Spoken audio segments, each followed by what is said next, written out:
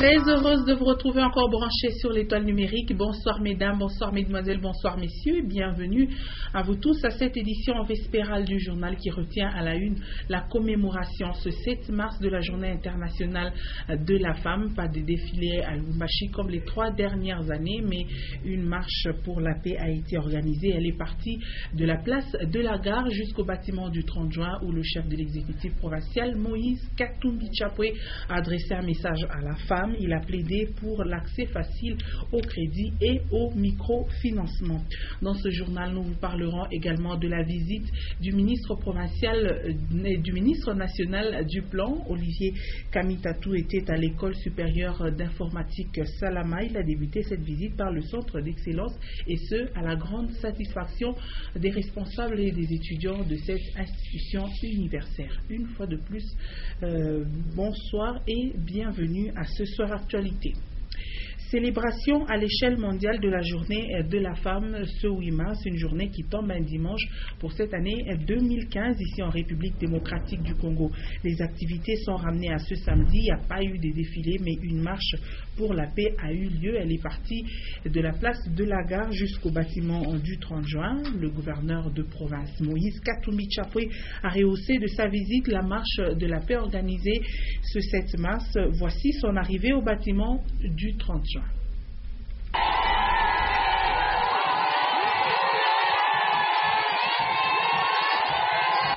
L'un des nombreux fronts ouverts par l'honorable Moïse Katumbi Chapwe durant sa mandature a sûrement été la promotion de la femme et son émancipation, ce qui a expliqué le vibrant accueil dont il a bénéficié à son arrivée ce samedi 7 mars 2015 au bâtiment du 30 juin, point de chute de la marche de la paix initiée par les femmes du Katanga à l'occasion de la journée internationale leur dédiée.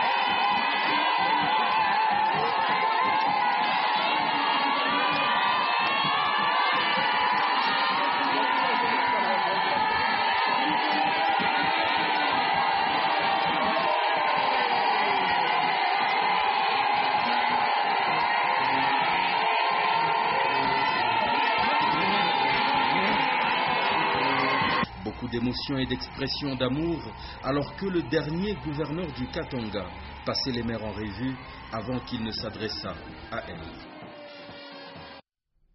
À cette occasion, Moïse Katumbi Chapwe s'est adressé aux femmes présentes au bâtiment du 30 juin. Il a plaidé pour leur accès facile au microfinancement et au crédit. Une fois de plus, Nono Lando et Stéphane Chiso. Bamama ni moi de la femme. Mais n'est qu'à la position. Si pas politicien, au moment assemblée, il va députer 100. Attends, on n'a pas manqué 50, je vais d'ailleurs mateso. Si nous 50 tout voulez, na salaire à l'État et qu'à mounene à pan. Mina sema, tout à fait moyen à Kongwesha, maman franga, njoka tanga itenda kumbele.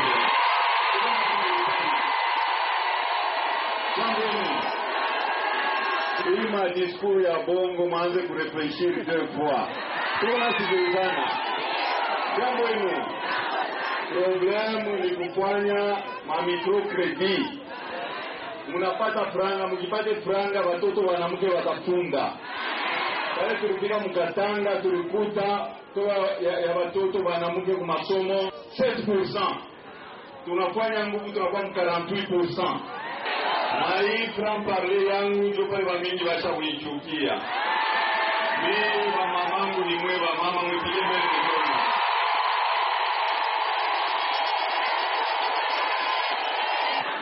Wa mama wa Mkatanga mbele mulamushe mikono mbili ba mama wa Mkatanga. Jambo hilo. Wa mama wa Mkatanga tuko nenda kudekupage ya province. Tuko nasikilizana. Me identite katangeza ipache nafua nini? inapotea. Tunasikilizana. Mie miko katangezo wako Katanga. Ndio mama yuko anasema mie miko katangezo wako kwa Lualaba. Miko katangezo wapi? Olomami. Tunasikilizana. Miko katangezo wa Kutanganika. Kama mimi participaka hapo pale wale vikata kama sasa tumseme Nord, Sud, kama ni West na Centre Katanga. Ni identite munene sana tulierite. Tunasikilizana. Gouverneur wa kwanza pale Katanga ilianzaka ni nani? Maisha Chombea vile. Wa mwisho leo atoka pa gouverneur mkatanga ni nani? Asema Bwana mimi si hapa sasa mimi ni milaka wa mama mchishiki hapa. Tunasikilizana. Jambo lenu. Mvipo kuya na kwenda. Ndio mama, mwendo mlizara, tusikilizane mzuri. Jambo lenu. Wangapi wanakatala nishende? Wote. Hapana. Ndio tunamsaidia ule gouverneur wetu atakuya. Tunasikilizana. Mpatia ile nguvu mlinipatia. Jambo lenu. Hivi vyote tulifanya ndio vinaleta chuki kwa watu. Nipigie mbele mikono mwe wenyewe mlinisaidia kufanya ile vitu kwa mama. Jambo lenu. Na ile mimi nilomba ba mama muangalie namna kufanya makomersi kiloko. Hii madiscours tunafanya usubuhi na muyua. Muniambie kwa kama kwa mwanamke miliarderi mkongo. Kwa miliarderi. Kama tunatambuka pa Afrique du Sud kuma Nigeria chukua miliarderi. Ndio mimi mnapaswa kukombana sema wa miliarderi kwa mkongo yote mujima. Tunasikilizana. Wale beko niambia mwende mu politiki. Mnawaambia c'est bien, bale walifunda masomo wende mu politiki. Tunasikilizana. Aina wa mama bote walifunda masomo. Na ule mwenye mama atenda kule kama na commerce mu politiki analisia na bila mkesi ya leta. Donc mimi nafuia moi de la femme.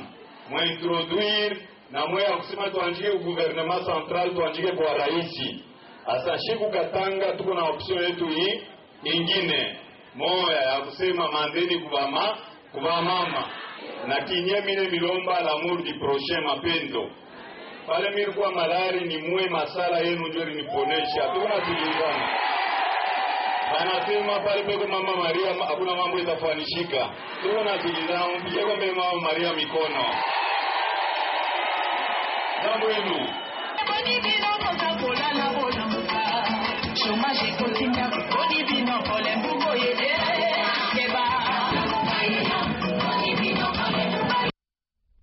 Et le gouverneur de province Moïse Katumbi Chapwe a secouru un enfant de 102 années sans orifice anal après une intervention chirurgicale réussie. Le chef coutumier ainsi que ses parents sont allés voir le gouverneur pour le remercier. Suivez. Qu'est-ce qui vous a conduit aujourd'hui auprès du gouverneur Moïse Katumbi? Merci beaucoup pour la question. Je crois que la raison qui nous a poussé de venir rencontrer l'autorité provinciale, c'est cet enfant que vous voyez ici. Cet enfant s'appelle Kawel, Kalenga Kawel. Il a 12 ans. Il est né à Kafakumba, dans le territoire de Sandoa. Et cet enfant est né sans anus. Et de tout ce temps, quand il avait 1 ou 2 mois, on l'avait opéré au niveau de cassage, au niveau du ventre. C'est là où il dégageait les matières fécales pendant toutes ces années. Alors lors de mon séjour au village, je vis son père, qui s'appelle Mutungulu, qui est venu me voir pour me parler de ces cas. Il m'a dit qu'il y a eu plusieurs personnes qui se sont succédées, qui passaient là-bas. Il avait expliqué, mais il n'y avait pas de solution. C'est comme ça que je suis venu rencontrer l'autorité. Je lui ai expliqué de ces cas ici. Et on m'a recommandé d'aller voir le ministre de la Santé. Et à son tour, il m'a fait une autorisation pour faire la prise en charge de cet enfant, la clinique universitaire, et puis deuxième fois au niveau de Don Bosco.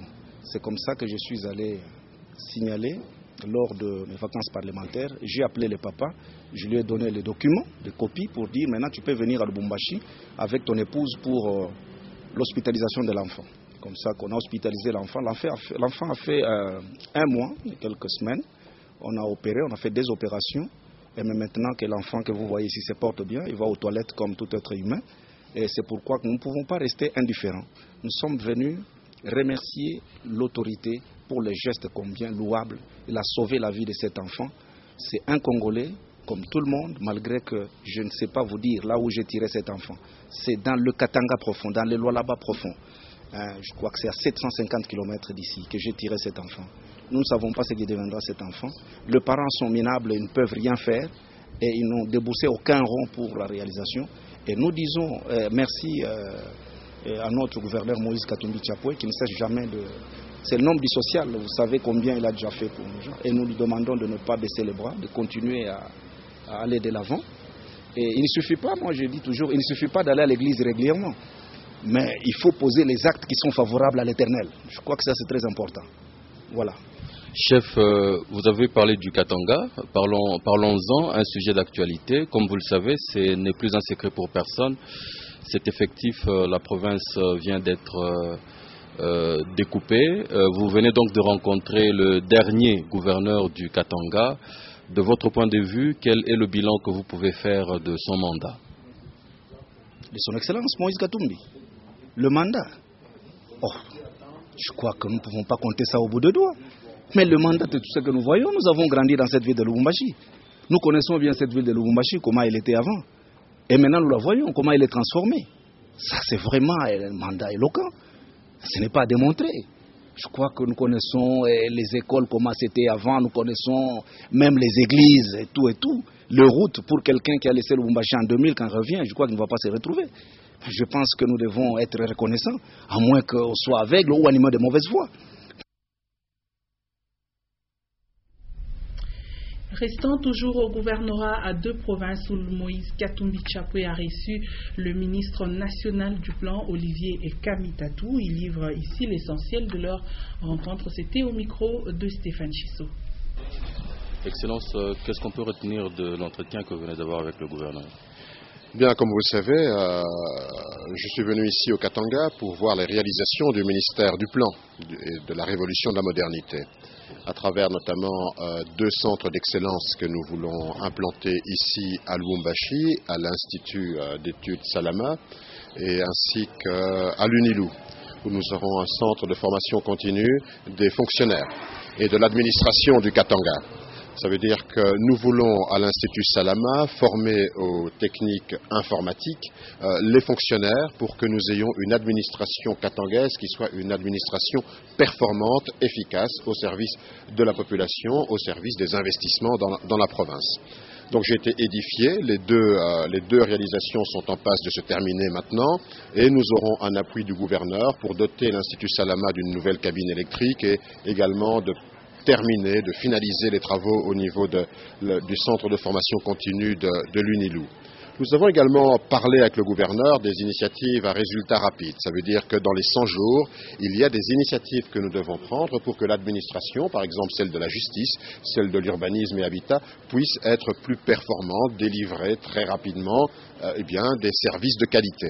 Là aussi, le service national de renforcement des capacités, le SENAREC, avec un appui de la Banque mondiale, est disponible pour aller de l'avant. Finalement, nous avons parlé un peu également comment nous pouvons faire des contrats de performance pour que le Katanga, et le Katanga dans sa nouvelle formule, dans 120 jours, puisse avoir des plans de développement qui soient performants avec des indicateurs qui permettent effectivement à la population de voir que les nouvelles autorités politico-administratives et les administrations resteront efficaces.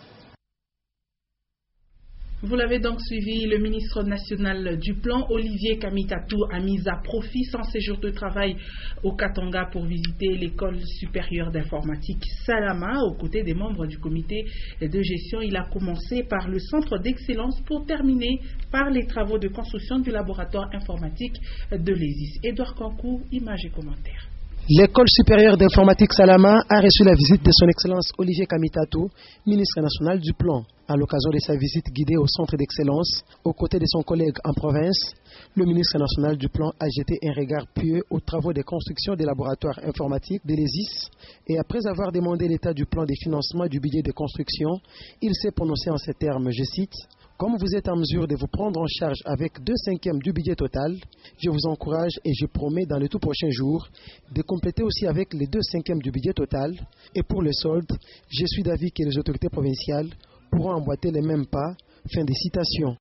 En dotant l'Institut Salama d'une unité qui pourra prendre en charge les besoins en capacité de l'administration du Katanga, nous allons donc maintenant moderniser profondément l'administration de la province. Et en la modernisant, ça veut dire que nous rendrons la province bien plus réceptive et proactive à répondre aux besoins à la fois des populations, à la fois du secteur privé.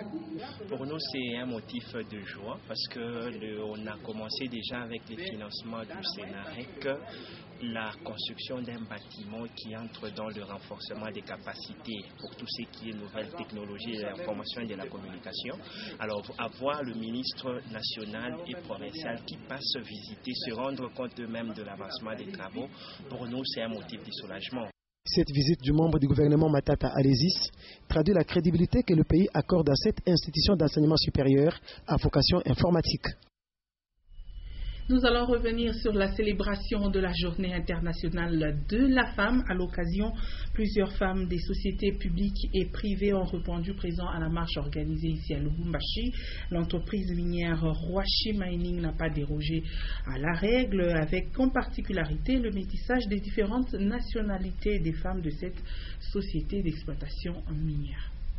Les femmes de Rwashi Mining ont représenté valablement leur entreprise à la marche commémorative de la Journée internationale de la femme pour cette année 2015. Tirées à 4 épingles pour la circonstance, avec un motif de panne qui met en valeur la femme congolaise, elles étaient présentes, toutes nationalités confondues.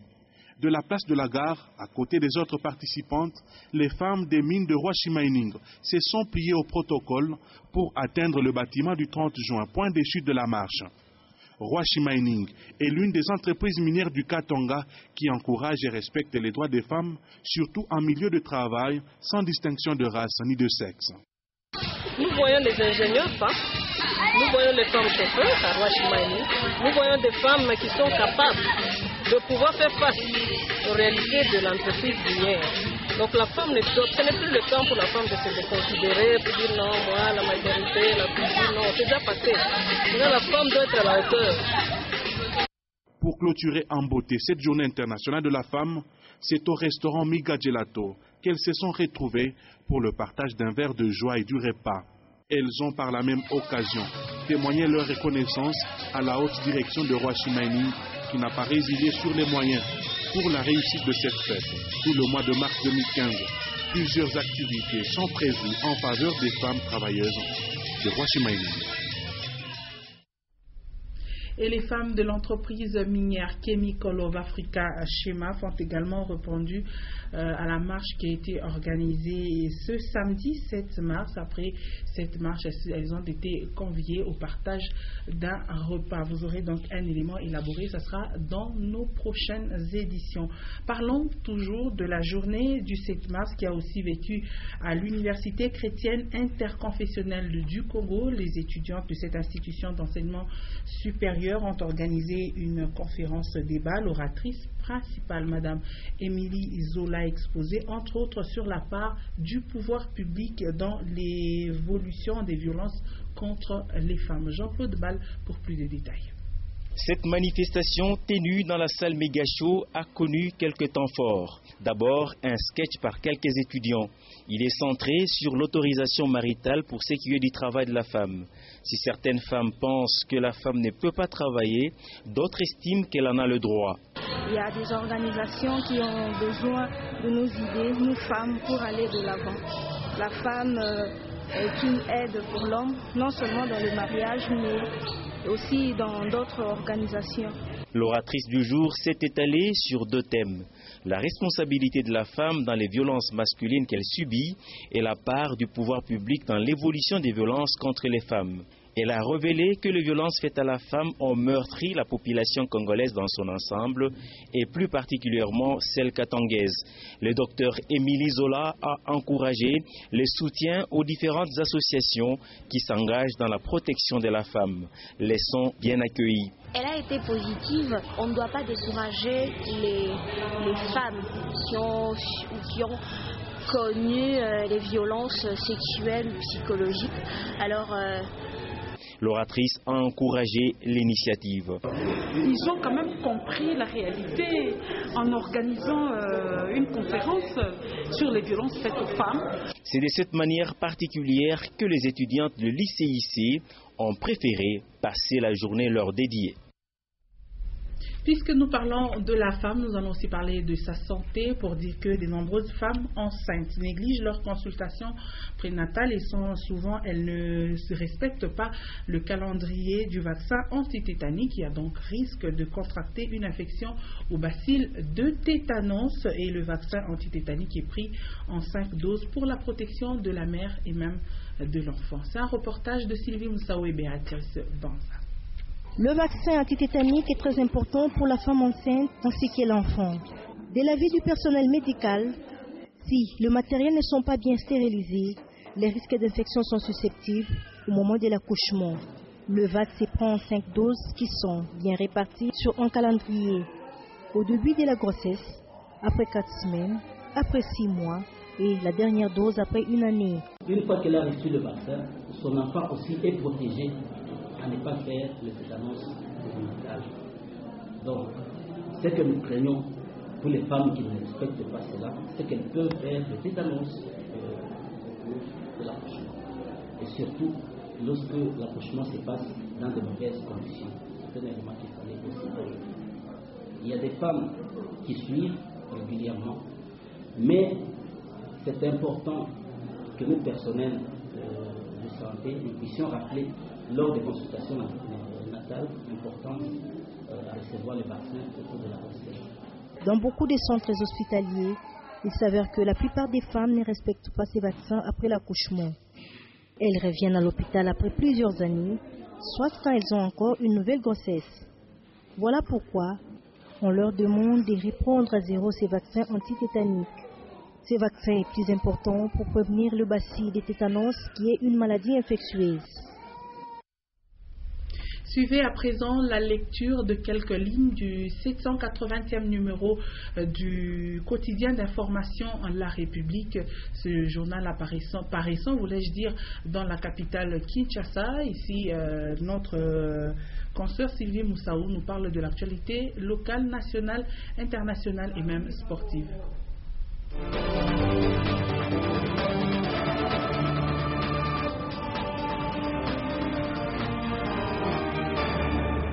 Mesdames, Messieurs, bienvenue à ce 781e numéro du quotidien La République. Le journal titre en sa une sur la conquête de la magistrature suprême. Maître Fayulu trahi Etienne Tshisekedi, dont le retour est annoncé en page 2 avec d'importantes perturbations à craindre. Au Katanga, le journal relève l'inauguration du consulat de Bulgarie à Lubumbashi. Et en sport, il faut retenir que Florent Ibenge recrute des belgo-congolais pour renforcer les léopards.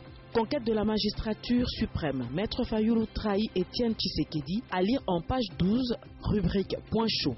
Pour le journal, Maître Fayulu aurait pris des distances vis-à-vis d'Etienne Tshisekedi. À la surprise générale, Fayulu bat désormais campagne pour Denis Mukwege, le médecin du Sud Kivu connu pour ses interventions parfois risquées au profit des femmes endommagées par le viol dans le Sud Kivu. Maître Fayulu a le flair de dénicher la pièce probablement forgée en sourdine par de puissances occidentales pour jouer à un certain moment une partition déterminante dans la gestion politique de la République démocratique du Congo. Il faut dire que la République projette déjà le retour du sphinx de Limété, un retour qui augure d'importantes perturbations à craindre, car des fractures internes sont apparues au sein du parti. Des groupes rivaux se disputent le titre de la branche officielle de l'UDPS. D'un côté, la famille biologique d'Etienne Tshisekedi et leurs fidèles. De l'autre, ses anciens proches conseillers comme Valentin Moubaké et Albert Moleka.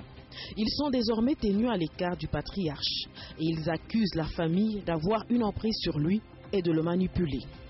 En page 5, rubrique économie, la République revient sur la première récolte du parc agro-industriel de Bukangalonzo. Première production estimée à 20 000 tonnes de maïs réalisée sur un espace de 5 000 hectares.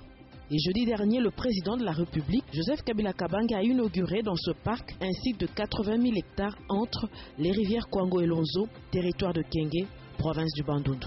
Au Katanga, en page 7, le quotidien parle de l'inauguration du consulat de Bulgarie à Lubumbashi. En effet, le président honoraire de cette république a procédé à cette cérémonie en présence du vice-gouverneur du Katanga et de membres du gouvernement provincial. L'inauguration de ce consulat devrait marquer le début d'une nouvelle ère de coopération agissante entre les deux pays. Toujours à la page 7, et en diplomatie, le journal évoque l'accord de partenariat entre la mairie de Lubumbashi et le Japon. Un accord portant sur le projet de financement par le gouvernement du Japon d'une aide remboursable des 182 790 $ américains pour la fourniture à la ville de Lubumbashi de 5 camions anti-incendie, 2 motopompes, un réservoir de motopompes simples et d'un camion muni d'une pompe portable. En sport, page 11, Florent Ibenge recrute des Belgo-Congolais pour renforcer les léopards. C'est le titre à la une de cet article. Le sélectionneur de la République démocratique du Congo voit large et il compte bien attirer tous les joueurs belges avec du sang congolais. Paul-José Mpoku, Kabasele et autres seraient dans le viseur pour disputer les prochains matchs amicaux. Et pour finir, le quotidien n'a pas manqué de dire un mot sur la célébration de la Journée internationale de la femme. Particularité, le port du pagne, un symbole de féminité de la femme quinoise. Il s'agit d'un résultat d'une mini-enquête. Toute femme qui se dit être femme doit nécessairement porter le pagne. Bonne fête du 8 mars à toutes les femmes. Merci et à la prochaine.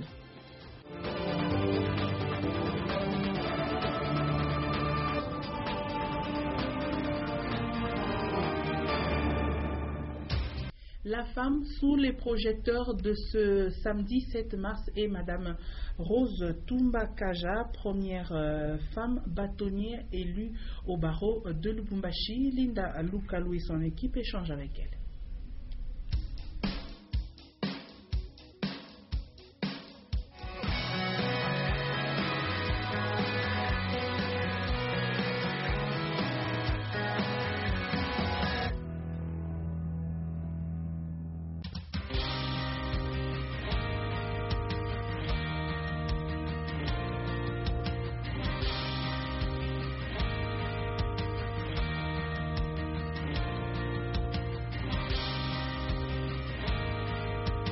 Rose Tumbakaja est la première femme bâtonnier du barreau de Lubumbashi. Épouse et mère, elle a fait ses études secondaires à l'Institut Marie-Josée, aujourd'hui Twendeleye. Sa licence, elle l'a obtenue en droit en 1993. J'ai terminé en 1976. Je suis allée à l'université où j'ai embrassé des études de droit à l'université de Kinshasa. J'ai arrêté ces études après la deuxième fermeture de l'université de Kinshasa. Je me suis mariée. Mon mari s'appelle Moussini Kabouit, il est médecin. Comme mari était médecin à la SNCC, nous avons fait la bourse. Nous avons été à Kalemi pendant 4 ans. C'est à ce moment-là que j'ai eu mes 2 premiers enfants. Ensuite, nous avons été à Kabalo, où j'ai eu ma 3e fille, que je suis allée accoucher à Kinshasa. Et quand nous sommes revenus à Lubumbashi en 1989, j'ai levé l'option avec mon mari de pouvoir reprendre mes études, parce que quand je les avais arrêtées, j'étais en 3e graduat. Devenir avocate n'était pas le rêve de Maître Rose Kaja. J'ai passé une année, je cherchais du boulot comme attaché de juridique dans une entreprise, mais ça n'a pas marché pendant une année. Moi, je me voyais attaché juridique dans une entreprise. Mais quand je suis arrivé au cabinet et que j'ai vu que le travail que j'abattais me passionnait, j'ai eu de la passion à ce moment-là pour la profession. Mais pas au départ. Tout le monde le sait, cette dame est passée bâtonnier après l'organisation d'un 2e tour des élections, le premier ayant été contesté. Rose n'a pas désarmé et cette fois-là, elle rafle le gros des voix. Je n'ai pas baissé le droit parce que je sais que le recours est un droit reconnu par les règles déontologiques qui régissent la profession. Si quelqu'un n'est pas content des élections, il peut exercer son recours. Mais les raisons pour lesquelles ces élections ont été annulées sont des raisons tout simplement de vice de forme. Moi, je n'avais commis aucune faute. J'avais estimé que les avocats, s'ils m'avaient élu, ce n'était pas un fait du hasard. C'était leur volonté de vouloir innover et de voir l'appellation Monsieur le bâtonnier changée cette fois-ci pour l'appellation Madame le bâtonnier. La profession d'avocat qualifiée souvent d'asexuée justifie la rigueur avec laquelle Madame Rose Ntumbakaja exerce à côté de ses collègues hommes. C'est vrai que ma voix pèse, mais je laisse le conseil fonctionner. J'ai donné des attributions et des charges à toutes les commissions et de concert, nous gérons le corps. Et le mot du bâtonnier Rose Ntumbakaja aux femmes. Étant donné que le thème de cette année, du mois de la femme, c'est l'autonomisation de la femme, je voudrais que toutes les femmes dans notre pays puissent se réveiller, chacune dans son domaine, pour être capables d'être indépendantes, de se gérer elles-mêmes, même celles qui sont mariées, de ne pas garder l'habitude de laisser seulement les hommes gérer le ménage, que les femmes puissent contribuer dans la gestion du ménage, que les femmes puissent savoir qu'elles ont des capacités et pas des moindres, qu'en usant de leurs capacités, elles peuvent se développer, elles peuvent obtenir des crédits, elles peuvent s'organiser. Parce que quand une femme a de l'argent, généralement, c'est toute la famille qui est satisfaite. Prenez la femme rurale par exemple, puisqu'il y a eu des sensibilisations pour l'obtention des microcrédits et qu'elles apprennent à se gérer et à acheminer le produit de leur récolte elles-mêmes vers les grands centres.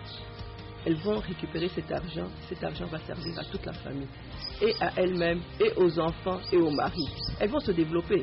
Et j'invite donc toutes les femmes dans leur secteur à prendre conscience de leurs capacités et de ne pas toujours se mettre derrière les hommes, de s'affirmer par leurs compétences et d'aller de l'avant. Cela va permettre le développement économique de notre province, le développement économique du pays et le développement économique de toutes les nations. C'est comme ça qu'on dit que l'autonomisation de la femme, c'est l'autonomisation de l'humanité. Imaginez-le.